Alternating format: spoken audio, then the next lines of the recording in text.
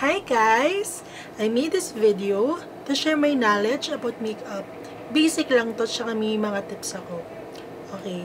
First is yung foundation.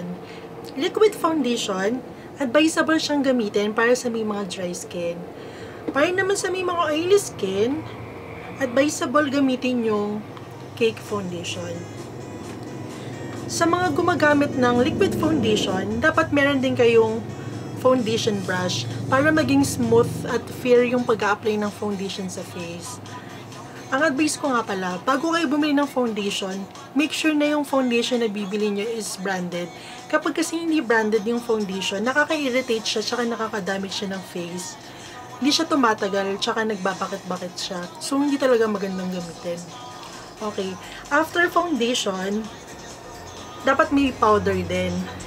I'm using this powder para maging glowing yung skin, tsaka lalo siya maging smooth.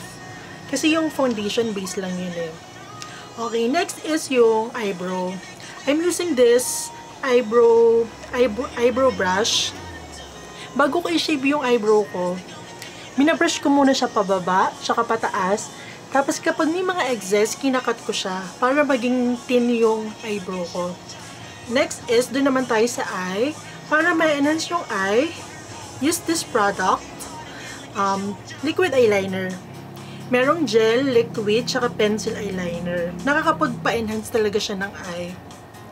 Next is, doon naman tayo sa lower part, pencil eyeliner. After ko gumamit ng pencil eyeliner, gumagamit ako ng brush. Slanted brush. Ito yung ginagamit ko. Para hindi maging messy, tsaka para hindi masyadong thick yung eyeliner. Okay, next is doon naman tayo sa lips. Meron akong tip para maging smooth at saka hindi dry yung lips. Mag-rub lang kayo ng cucumber sa lips before applying lipstick. Ayun, maganda na siya sa lips. Hindi siya magiging dry. Tsaka meron nga palang mga lipstick ngayon na merong lid na hindi safe gamitin. Para malaman kung yung lipstick na yun ay may lid, kailangan i-rub nyo lang yung lipstick sa may skin nyo, tapos rub nyo lang siya ng gold ring.